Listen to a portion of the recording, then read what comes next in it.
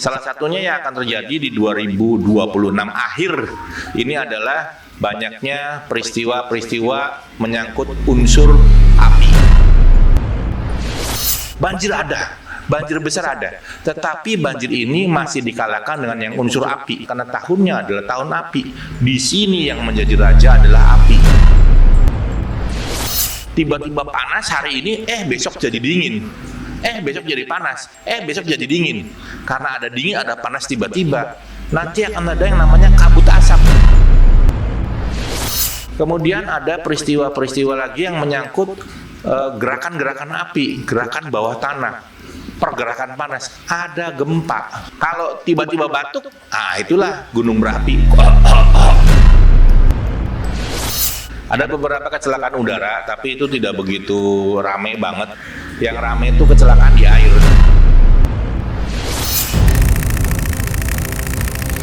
Hawa Metafisika datang di hari Sabtu Pahing, tanggal 8 Agustus 2026 ini. Hari tepat 7 tahun ganjil misteri mengurai semua yang tersaput kabut misterius. Angka 7 adalah angka keramat. Bagi masyarakat tradisional Jawa, 7 atau dalam bahasa Jawa disebut pitu adalah pertanda datangnya pituduh atau petunjuk. Pitu juga dimaknai sebagai pitulungan atau pertolongan.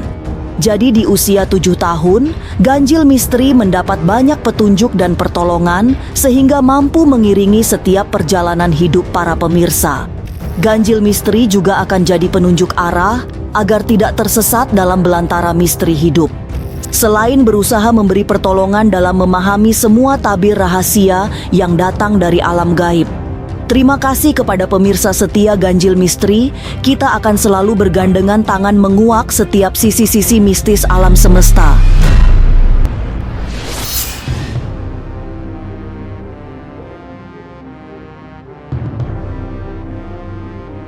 Memasuki pekan kedua bulan Agustus, semua wajib waspada. Karena cuaca ekstrem datang dengan cara yang lebih menakutkan.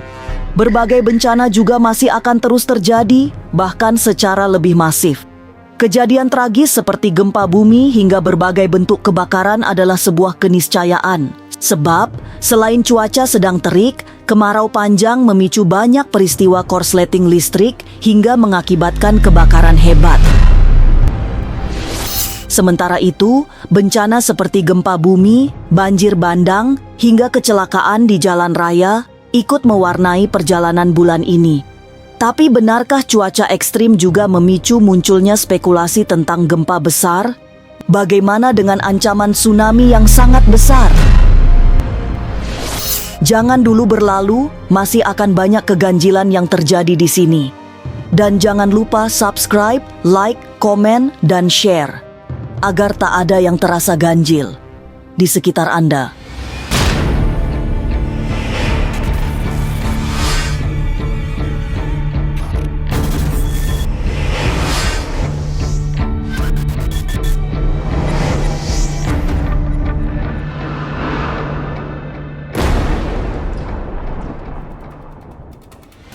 Menakutkan. Ini benar-benar membuat takut siapa saja. Bencana alam yang datang akan semakin masif mendekati pertengahan bulan ini. Semua sedang bergerak menuju sebuah titik yang dianggap sebagai awal dan akhir. Tapi menurut paranormal kawakan Kikusumo, tahun ini bencana masih akan didominasi oleh unsur api. Sebab, hingga bulan Februari tahun depan, semesta masih berada di bawah naungan Shio Kuda Api. Jadi, bencana-bencana yang terjadi pun bakal lebih banyak dari api. Ya, jadi ini kan kalau kita bilang ini sionya masih di sio kuda api. Jadi energinya dinamis, banyak perputaran, banyak pergerakan yang hebat. Termasuk dalam hal buruk dan hal baik. Hal buruknya bagaimana, hal baiknya bagaimana, itu pergerakannya begitu cepat, dinamis. Jadi energi yang kuat, yang dinamis menyebabkan terjadi banyak perubahan dalam iklim politik dan juga dalam alam semesta. Jadi alam itu merespon nih, dunia yang panas direspon. Nah, biasanya alam akan mengkoreksi dirinya, akan membuat sesuatu yang menurut versinya alam itu adalah wajar, bukan hal aneh, wajar. Alam mengkoreksi dirinya. Tetapi menurut penghuni alam, menurut manusia, hewan, tumbuhan, timbul yang muncul itu adalah bencana. Alam memang lebih sering diperlakukan secara tidak adil karena umat manusia terlalu banyak membuat kerusakan semesta. Dampak yang kemudian ditimbulkan bisa sangat kompleks. Mulai dari kebakaran, munculnya wabah penyakit, hingga kabut asap yang sangat tebal adalah pertanda yang tidak baik. Jadi sekarang ini kan kalau kita lihat faktanya adalah banyak alam yang dihabiskan, dikeruk tanpa adanya pembaharuan. Jadi dibuat sakit nggak diobatin, dibuat amburadul nggak diberi jalan keluar, diberi racun tidak diberi penawar. Akhirnya banyak terjadi peristiwa-peristiwa alam. Salah satunya yang akan terjadi di 2026 akhir ini adalah banyaknya peristiwa-peristiwa menyangkut unsur api. Bencana alam di tahun ini akan lebih banyak berasal dari unsur api, terutama setelah melewati pekan pertama bulan Agustus. Munculnya bencana-bencana dengan unsur api ternyata juga berimbas ke unsur lainnya. Hanya saja, kali ini unsur apinya kelewat mendominasi, sehingga semua harus mempersiapkan diri menghadapi segala kemungkinan. Sementara itu, perubahan cuaca secara ekstrim juga mengakibatkan terjadinya banyak peristiwa penting. Jadi unsur api itu misalnya perubahan ekstrim, perubahan cuaca yang nyata gitu. Tiba-tiba muncul asap nanti, muncul asap di mana-mana pandangan jadi gelap, suhu meningkat. Kadang-kadang orang melihat kok sampai bisa masak telur di jalan, masak telur di tempat yang kena sinar matahari. Itu adalah suhu-suhu ekstrim yang terjadi. Jadi unsur apinya kuat. Karena unsur apinya kuat, panasnya kuat, timbullah yang namanya uap. Ada asap, juga timbul air. Unsur api memang masih sangat kuat karena karakternya sesuai dengan shio kuda api. Dampak yang mengiringi karakter tahun kuda api juga di seputaran hawa panas yang memicu terjadinya banyak peristiwa, termasuk penyebaran penyakit. Tapi yang lebih mengerikan adalah terjadinya kebakaran hutan yang bahkan bisa memakan banyak korban. Nah, yang juga membahayakan adalah terjadinya banjir besar di tengah musim kemarau. Sebagai ahli terawang, Kikusumo juga melihat akan ada tanda-tanda banjir besar. Tapi ia memilih tidak memberikan informasi secara gamblang agar tidak malah membuat masyarakat cemas. Banjir ada. Banjir besar ada, tetapi banjir ini masih dikalahkan dengan yang unsur api. Unsur apinya lebih besar. Ada beberapa titik yang nanti akan mengalami banjir, tapi itu tidak begitu kuat dan beberapa hari bisa terselesaikan dengan baik. Tetapi yang api ini yang kita pikirkan karena tahunnya adalah tahun api. Di sini yang menjadi raja adalah api. Ada beberapa pulau besar yang nanti akan terjadi kebakaran hutan. Jadi ada kebakaran hutan, ini kalau kita bilang pulau-pulau besar itu kemungkinan ya, bisa di Sumatera, bisa juga di Kalimantan. Jadi pulau-pulau besar ada kebakaran hutan. Kenapa? Kena kemarau yang panjang, apinya kuat, unsur apinya kenceng, picunya banyak. Bencana belum mereda, sehingga semua diharapkan untuk berhati-hati serta mengantisipasi pergerakan bencana yang jauh lebih berbahaya. Tapi benarkah di tengah shio kuda api yang baru akan usai tahun depan, banyak terjadi cuaca ekstrim? Lalu apa dampaknya? Lantas bagaimana dengan dunia transportasi? Akankah banyak kecelakaan yang terjadi? Jangan kemana-mana, tetap subscribe, like, share, dan komen, agar tak ada yang terasa ganjil di sekitar Anda.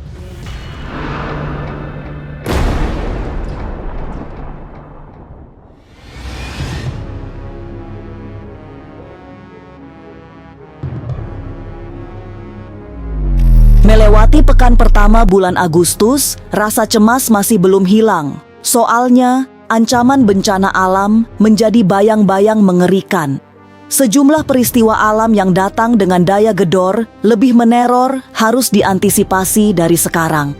Meski agak ragu untuk mengungkapkan secara lebih terperinci, Kikusumo menyarankan untuk menambah kehati-hatian. Karena kemungkinan terjadi cuaca ekstrim sangat tinggi. Pergantian musim bahkan melewati fase yang jungkir balik sehingga muncul istilah salah musim. Itulah yang membuat perubahan cuaca terjadi secara ekstrim. Kemudian perubahan-perubahan ekstrim cuaca. Tiba-tiba dingin banget, tiba-tiba panas banget. Perubahan-perubahannya yang begitu cepat. Jadi energinya dinamis, kekuatan perubahan pun cepat. Tiba-tiba panas hari ini, besok jadi dingin. Besok jadi panas, besok jadi dingin. Karena ada dingin, ada panas tiba-tiba. Nanti akan ada yang namanya kabut asap. Tadi saya udah bahas kabut asap. Tiba-tiba di jalan-jalan yang biasanya terang benderang, akan ada yang namanya kabut asap. Jadi menghalangi pandangan. Kabut asap beberapa waktu lalu pernah terjadi tuh. Tetapi ini akan lebih parah. Jadi sampai jalan-jalan tuh gelap. Jadi ini adalah merupakan peringatan dari alam. Jadi alam mengintrospeksi dirinya, sementara kita menganggap itu adalah suatu peristiwa yang dinamakan bencana. Unsur api yang berasal dari perut bumi juga mengalami gejolak yang sangat parah. Ini yang barangkali menjadi pemicu getaran gunung berapi. Tapi Ki Kusumo justru melihat yang akan terjadi adalah gempa bumi. Kekuatan gempa juga tidak boleh dianggap ringan karena bisa sangat berbahaya, terutama yang berada di sekitar pusat gempa. Kemudian ada peristiwa-peristiwa lagi yang menyangkut gerakan-gerakan api, gerakan bawah tanah, pergerakan panas. Ada gempa. Ada gempa yang terjadi bukan kelihatannya di Jawa ada sedikit, tapi ada beberapa yang keras, itu yang agak besar, kemungkinan di Sulawesi atau juga di Sumatera, di sekitaran pantai. Jadi kalau di pantai orang nanya tuh, mungkin ada tsunami apa enggak? Sebagai paranormal senior, Ki Kusumo mendapatkan sejumlah gambaran yang kurang baik.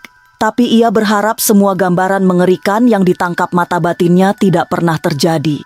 Bagi seorang praktisi spiritual, Ki Kusumo sejatinya berada dalam dilema. Karena jika menyampaikan secara terus terang apa yang dilihat, kemungkinannya dituding menakut-nakuti. Tapi jika tidak menginformasikan semua yang dilihat, juga kurang baik karena publik dikhawatirkan kehilangan kewaspadaan. Padahal bencana bisa datang kapan saja. Saya selalu berkata apa yang saya pandang, apa yang saya lihat itu salah. Tetapi kelihatannya memang akan ada satu peristiwa besar menyangkut peristiwa-peristiwa alam. Peristiwanya itu seperti tsunami. Walaupun itu tidak sebesar yang pernah terjadi, tetapi itu cukup membuat banyak korban. Ada peristiwa tsunami di sekitaran Sumatera. Ya, yang itu akan membuat juga banyak korban. Jadi kita harus memang menyikapi ini. Kalau ditanya, orang kan tidak mau yang namanya bencana. Saya pun selalu berharap apa yang saya lihat itu salah. Saya selalu berharap apa yang dalam pandangan saya seperti terjadi peristiwa mematikan itu salah. Tapi ya tentu kalau memang sudah harus terjadi, sebagai umat manusia tentu kita harus menyiapkan diri. Jadi kalau orang menginformasikan, ya bukan nakut-nakutin, lebih baik kita siap-siap, jaga-jaga, jangan sampai terjadi sesuatu kita belum siap, seperti itu.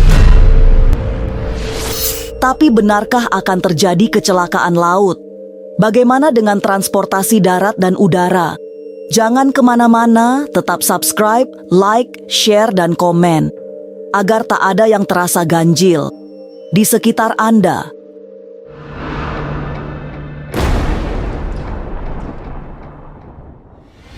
Selain rangkaian bencana alam yang menakutkan, sejumlah peristiwa transportasi juga akan terjadi di bulan ini. Tapi Ki Kusumo lebih menyoroti situasi transportasi laut. Sebab penglihatan mata batinnya menunjukkan akan ada kejadian besar yang mengejutkan.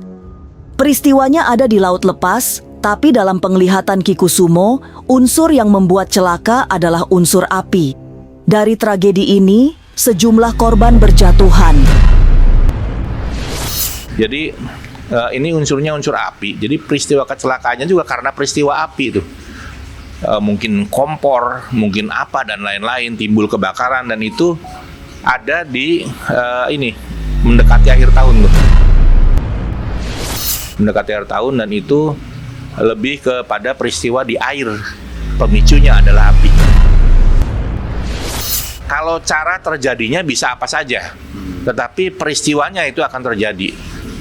Bukan, saya tidak menjudge akan terjadi. Jadi saya selalu berharap apa yang saya lihat itu salah, tetapi dalam gambaran sepertinya terjadi itu.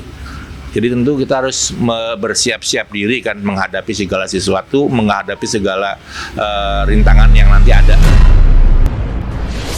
Setiap kecelakaan yang memakan banyak korban sesungguhnya menjadi tempat belajar agar tidak terjadi kesalahan yang sama dengan kecelakaan yang serupa. Tapi nyatanya, kita seperti tidak pernah belajar dari kesalahan-kesalahan sebelumnya. Tapi benarkah akan ada kecelakaan pesawat terbang serta kecelakaan kereta yang merenggut banyak korban jiwa? Kelihatannya enggak sih. Kalau di kereta kayaknya udah kemarin udah yang besar ya. Jadi nggak ada peristiwa yang menggegerkan lagi. Yang menggegerkan justru lebih pada peristiwa-peristiwa alam aja. Ada beberapa tapi nggak begitu heboh karena bukan penerbangan publik, bukan penerbangan besar gitu. Ada beberapa kecelakaan udara tapi itu tidak begitu rame banget. Yang rame itu kecelakaan di air. Kemurkaan alam memang tidak bisa dihindari karena manusia selalu berbuat kerusakan. Semesta yang semestinya dijaga ternyata selalu dieksploitasi tanpa henti sehingga kemampuan mencegah bencana menjadi sangat terbatas. Kondisi bumi yang semakin rapuh bertambah parah karena tidak pernah dirawat dengan baik.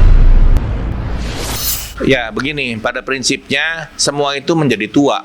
Awalnya muda, kemudian menjadi tua. Jadi kalau kita bicara tua, siapapun kalau sudah tua tentu akan mengalami sakit-sakit. Batuk-batuk, sedikit-sedikit kedinginan, sedikit-sedikit minta digaruk, bentol-bentol, dan lain-lain. Peristiwa itu terjadinya di alam.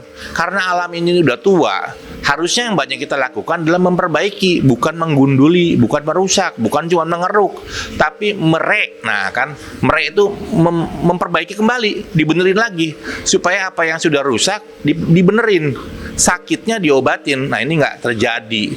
Terjadinya kecil-kecilan, tapi pemberangusannya besar-besaran. Akhirnya kalau tiba-tiba batuk, itulah gunung berapi.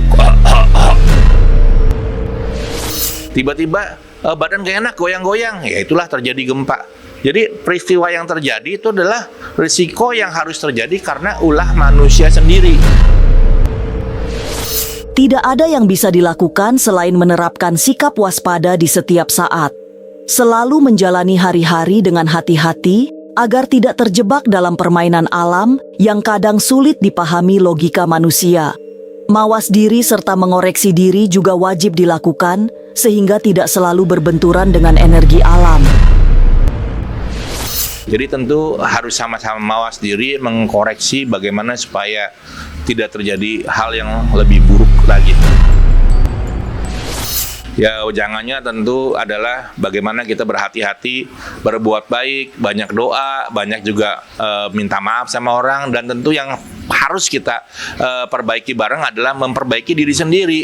Jadi kalau kita sudah benar-benar memperbaiki diri sendiri, tiap manusia, tiap personal memperbaiki diri sendiri, harusnya nggak terjadi peristiwa yang tidak diharapkan. Bencana belum usai. Hati-hati. Semua sedang bergerak menurut pola dan ritmenya masing-masing. Alam akan terus bergejolak karena diyakini sedang berbenah diri.